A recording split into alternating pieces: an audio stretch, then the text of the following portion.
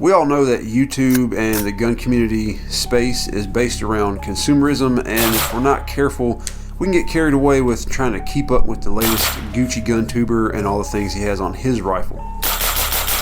And that's the reason why I'm making this video, to show you what a quote working man's rifle looks like, and to talk about what parts need to be Gucci and what parts can be more on the budget end. Ultimately, you don't need a $5,000 gun to be effective in the streets. Before we get started though, we need to go ahead and make it known that 5.56 is the only caliber the working man needs to worry about. 6 ARC and 6.8 whatever might be cool, but they're expensive, they're not readily available, and the rest of your homies likely won't be shooting it, so you'll be crap out of luck if you run out of ammo in the streets. Now that we got that out of the way, let's talk about this rifle.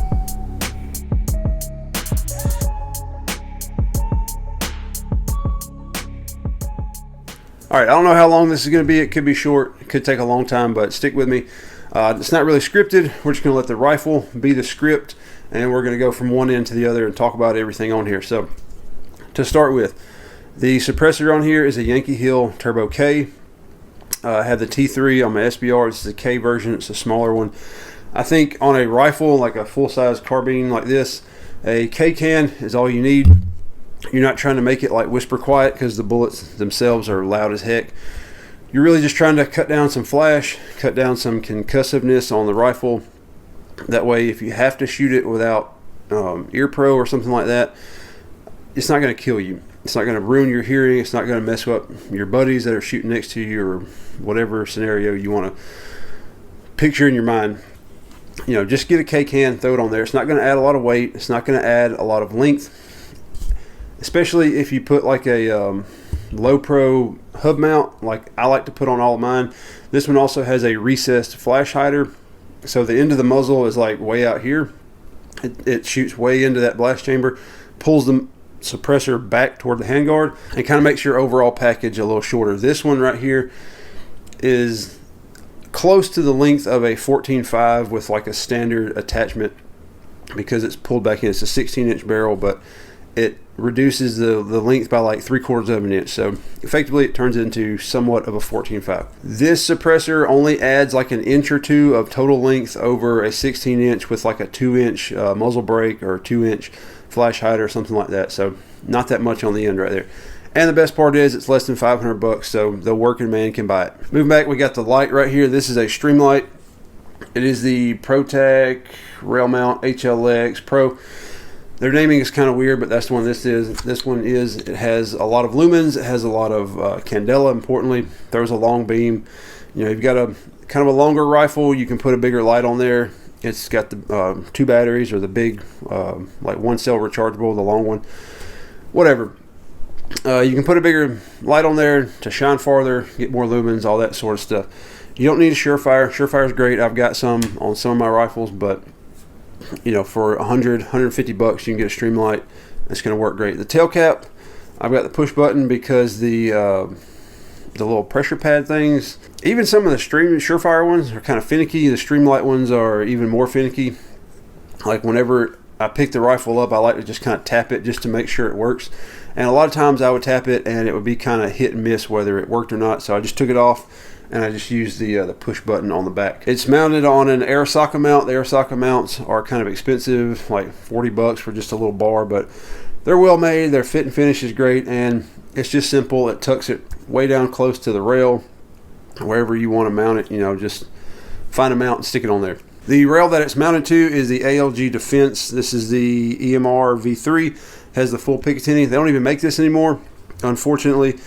If you don't know, ALG is a sister company to Geisley, so it's got all of the you know, the brains from Geisley and all the machining and stuff like that making these, which is great. It's just a little it's a little cut down and streamlined compared to their like high-end Geisley stuff, but it still has all of the features you want. It's got a super long barrel nut. The barrel nut's like 2 inches or 3 inches or something. Makes it super rigid, super good lockup. It's not a clamp. It uses bolts that bolt straight into the barrel nut. It's good because it's super rigid, like I said, but the downside is you have to time the barrel nut. You have to use shims and all that stuff to get it just right. But if you're okay with that, It makes a super tight lockup on the handguard. It's not the lightest, it's not the heaviest, but it does everything you need. It's M-LOK, it's smooth, it's a decent diameter, and it has a full Picatinny on the top. These things right here, you can do whatever you want with. I've got one of these little ladders just to kind of make it a little softer when my thumb goes over. I've got some BCM, the little M-LOK rail covers. I like those.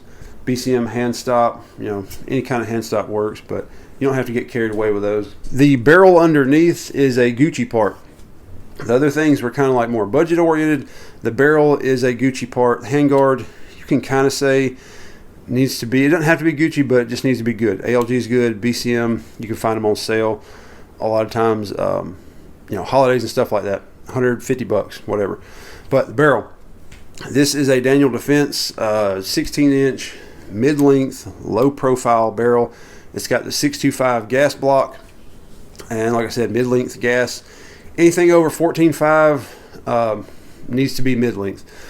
You can argue that 12.5 could be, but you know, it can be carbine or mid-length, whatever. But these full-length rifles need to be mid-length. It just makes it better, shoots better, softer, whatever. This barrel is chrome line and hammer forged. Do you have to have chrome line and hammer forge? Not exactly, but this barrel is probably 12, 13 years old. I know you're thinking I probably should have shot it out by now, but I just haven't, you know, this has got thousands of rounds through it, but it's not been shot out. The barrel's going to last a long time. It's super rigid, even for being a thin profile. You know, it's lighter weight, it's rigid, all that sort of stuff. Do you have to get Daniel Defense? No, you don't. You can get BCM if you want to spend, you know, $200-300 on a barrel. If you want to spend less, I like Ballistic Advantage barrels. I've got one on my SPR. I found it was a Blim model. You can find those all the time. Blim, they can be like half off, 30% off at the least. You can find them holidays. They have sales all the time. Ballistic Advantage. They make great barrels. I've got them. My 10.5 SBR has one. My 300 Blackout has one. They're just they're good barrels for the price. Moving back to the upper, this is I'm not sure who made this upper. It's so old that I can't remember. It's got a square on it, whatever that means. The upper is not that big a deal. Just get a mil spec upper. Even you can get a Blim model. If the finish isn't great, you're probably going to spray paint it anyway. Inside of that, I've got a BCM bolt, the next Gucci part. The barrel was Gucci, the bolt needs to be Gucci. I like BCM. There's nothing fancy about them. They're just built well. They're built right. They have the right materials in them. They've got everything you need and nothing you don't. The price is getting a little more expensive, just like everything else. They're probably $175, $200 for that bolt, but you can throw that thing in there and you'll know that it's going to work, it's going to last, it's going to do everything you need it to. It's not going to fail or break. The gas rings aren't going to go out at 500 rounds like some other bolt carriers. On top of the upper, this is an Arkin EP8. It's about $250 to $300. You don't have to have an LPVO. You can have a red dot if you want. You can put a Holosun, easy. If you want to, save weight, just put a little Holosun on top. Keep it simple. This one does add a good bit of weight, but it's a 1-to-8, so you get a little more capability. It's sitting in a Primary Arms SLX mount with their little top dot ring attachment on top, and it has a GoUtar red dot, which is an RMR footprint, and you can get these on Amazon for like $100. You could put a 407 or 507 on top, or a Gideon or a Siley or whatever you want to put on top. You don't have to put an RMR or an Acro or a Steiner or whatever as your second dot. I mean, come on, you're not going to get killed in the streets if you have $100 Amazon red dot as your secondary or your night vision only or whatever you want to call it. Might be controversial, but that's just where I stand on that. Also, the scope doesn't have to be Night Force. You don't have to spend $2,000 on your LPVO. You can if you want. You can easily spend $500 and get some good ones, like some of the Vortex scopes. SIG makes some good ones, I've heard. You just don't have to get carried away on the scope. Like I said, this one is $250 to $300, and it's a great scope. The mounts, I wouldn't buy like a $30 Amazon mount for my scope, because it'll probably bend or it might not be machined perfectly. Some of the holes might not line up, stuff like that. I've seen some weird things on those cheap mounts, but you know, if you got $300 to spend on a name brand mount, go for it. It's just one less thing you got to worry about. But for all of us that don't want to spend that much on a mount, you know, 150 bucks will be great. The lower, this one is a Poverty Pony lower. It's an Anderson. Say what you want about Anderson, but I know all of you have one or probably more, so you know, keep your mouth shut on that. This one's been great, nothing wrong with it. It fits great. It's not the tightest fit, but you know, you've got two separate mil-spec standard upper and lowers. They're not machined by the same people and finished by the same people. They're gonna have a little bit of play in them. That's just, you know, put one of them little rubber wedges in there if it's a big deal to you. The lower parts kit, doesn't matter. Just get, you know, Palmetto, Arrow, Spikes, whoever, BCM, whatever lower parts kit you want to get, because they're all the same. To me, they're all the same. Safety, just a mil-spec safety. You can go as fancy as you want with an ambi, short throw, whatever, but I've got mil-specs on all mine, and they work great. Same with the bolt catch. This is a standard bolt catch or bolt release, whatever you want to call it, the paddle. You can upgrade that if you want, or just use the one that came in the kit. The trigger, I'm going to go ahead and say the trigger probably needs to be Gucci, but you don't have to spend a fortune on it. This is a, what is this, a Geisley? Yeah, this is a Geisley G2S. You can find these for 90 bucks. Holidays especially, or sometimes they'll have blim models. Excuse me, my face itches. They'll have blim versions of them for less than 100, 120 bucks. It's a great two-stage trigger. You don't have to get like the $300 super fancy 3-gun whatever trigger. You know, the Geisley G2S is great. I've never tried them, but a lot of people say the LaRues are good.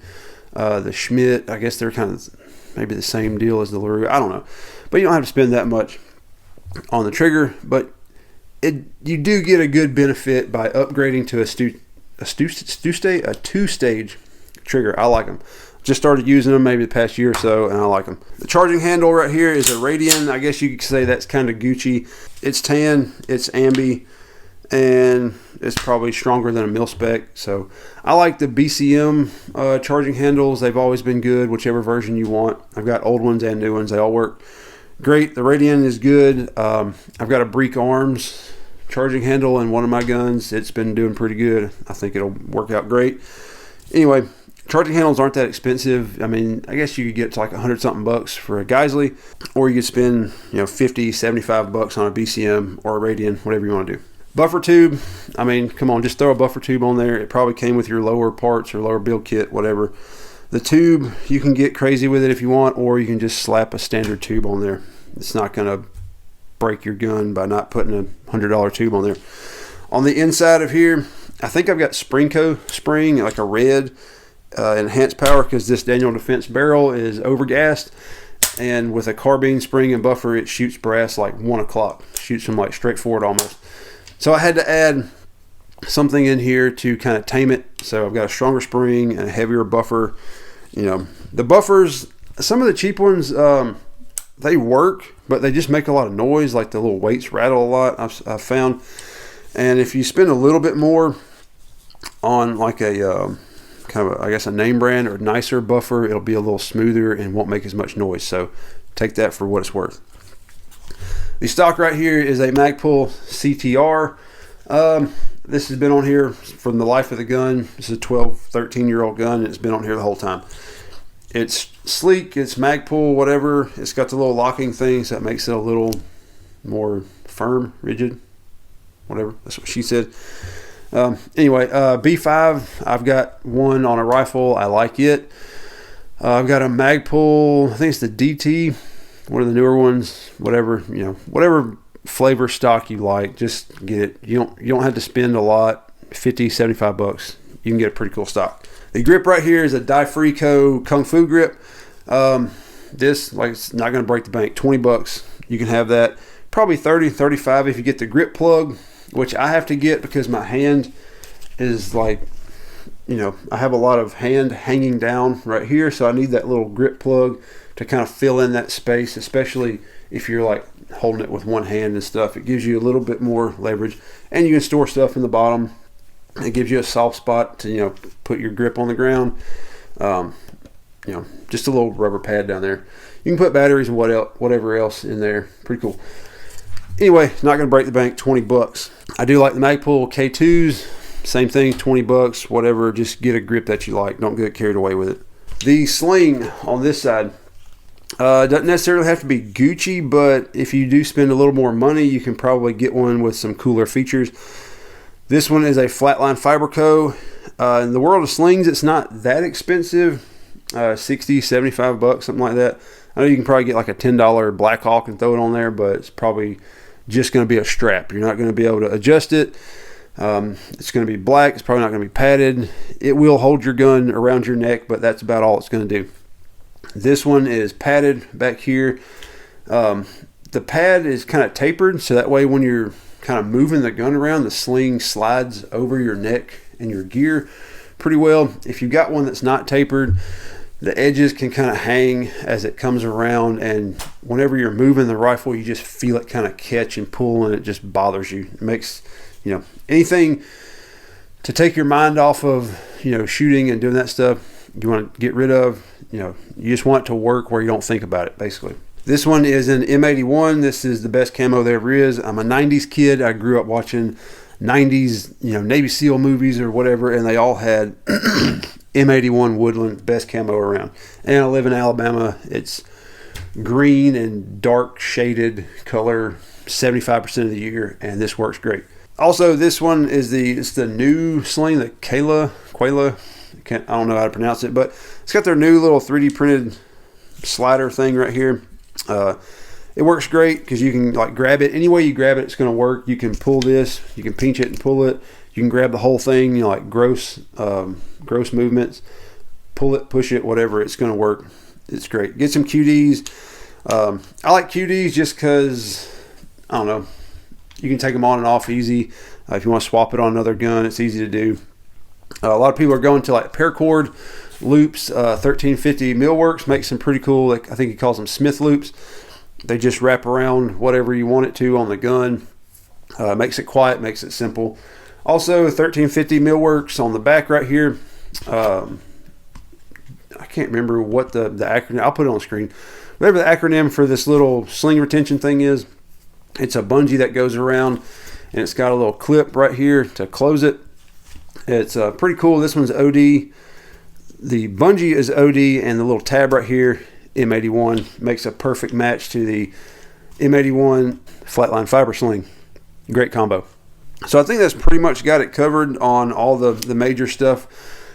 Most of the things on here can be more budget oriented. The only things that need to be Gucci, like I said, bolt carrier, barrel, and you can argue the handguard, maybe your optic, you can spend a little more money on. You want, depending on what you want it for or what you want it to do, the handguard needs to be fairly rigid. I'm not a huge fan of like just the little clamp ones on the bottom. I just don't trust them. They probably work just fine, but I don't know. I just get more peace of mind knowing that it's got more of a connection than just a little pinched piece of metal around a barrel nut on the bottom. So whatever. And going back to the optic, you don't have to buy a Night Force or EOTech or whatever. There's plenty of companies, plenty of people making great scopes that are going to be tough. They're going to work. Just find a reticle that you like. That's the main difference in most of these. The glasses, you know, you're not going to be able to look through them and tell the difference pretty much for the glass. The reticle, to me, is the main thing. You know, the magnification range and the reticle. Find one that works. Find a reticle you like. Another thing I kind of like is closed turrets, or like non-exposed turrets, especially on something like this, like a fighting rifle. I'm not dialing in for a 300-yard shot with that LPVO. I want to set it, close the cap, and not have to worry about it getting banged around and twisted and stuff like that. You know, I've got the reticle in here, has features built in, windage, range, whatever. And for the distances that this is designed for and primarily going to be used in, for the most part, you're not going to be dialing and all that stuff. So if you want to, get one with exposed turrets. That's, I mean, it's as simple as that. So to wrap it all up, you don't really have to go crazy with your rifle. Don't get caught up in the current GunTube trend of the most expensive thing you have to buy on your rifle to not get killed in the streets, because like I said, GunTube, YouTube, all that stuff is driven by consumers. They want you to buy stuff. They want you to spend money. It's all about marketing. It's all about fear. They want you to be scared that what you have is not good enough, so they make you buy something else that you know is going to make your life better or make it all better. But you don't have to spend that much. This is, you know, this rifle's never failed. It works great. It shoots 1.5 MOA with a chrome line barrel. It is a nice barrel, but anyway. So spend money where you need it. Save money where you can. Put the thing together and just shoot it and get comfortable with it. And don't be scared to just keep it how it is, or to, you know, don't be scared to not spend $1 million on your rifle, because you don't have to. All right, I appreciate y'all watching. Thanks for sticking around to the end. Y'all be good. Get out, shoot your guns, get stronger, read your Bible. God bless y'all. We'll see y'all next time.